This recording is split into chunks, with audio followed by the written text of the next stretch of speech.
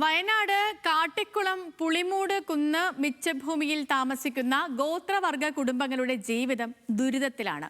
പ്രാഥമികമായ യാതൊരു സൗകര്യങ്ങളും ഇല്ലാതെയാണ് 20-ലധികം കുടുംബങ്ങൾ ഇവിടെ കഴിയുന്നത്.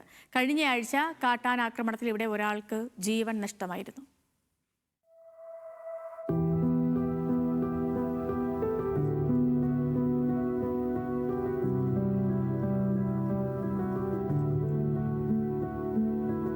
ഒരാൾ ചത്ത കഴിഞ്ഞിട്ടാണോ എല്ലാവരും ഓടി വരുന്നത്? പിള്ളേരെ രാവിലെ സ്കൂളിൽ കൊണ്ടുപോകുമ്പോൾ ആനനെ പേടിയും കാട്ടിനൊക്കെ പേടിയാണ്.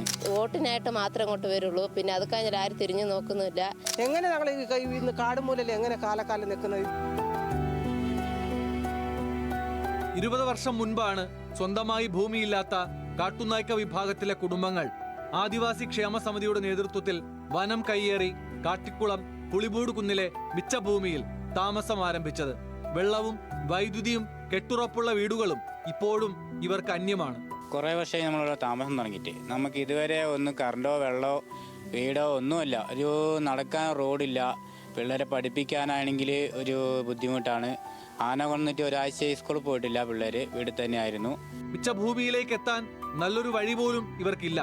മഴക്കാലമായതിനാൽ തെന്നി വീഴുന്ന വഴിയിലൂടെ നടന്നു പോകാൻ തന്നെ പ്രയാസമാണ്.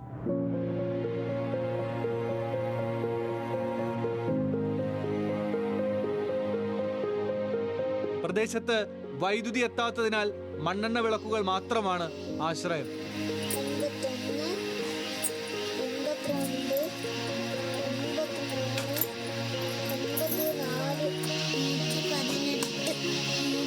വന്യമൃഗശല്യം രൂക്ഷമായ പ്രദേശത്ത് രാത്രി യാത്രകൾക്ക് തീപ്പന്തങ്ങളാണ് ഉപയോഗിക്കുന്നത്.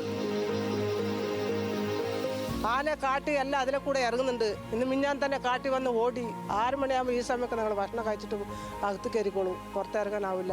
ഞങ്ങൾ എങ്ങനെ ജീവിക്കുന്നത്? കാട്ടാന ശല്യം പതിവായ പ്രദേശത്ത് സുരക്ഷാ സംവിധാനങ്ങൾ ഒന്നുമില്ല.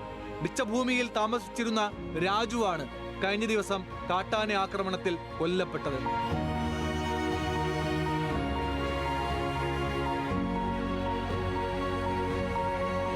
തങ്ങൾക്ക് ജീവിക്കാൻ ആവശ്യമായ പ്രാഥമിക സൗകര്യങ്ങളെങ്കിലും ഒരുക്കി തന്ന് ഈ ദുരിതക്കയത്തിൽ നിന്നും രക്ഷിക്കണമെന്നാണ് ഇവർ അധികൃതരോട് ആവശ്യപ്പെടുന്നത്.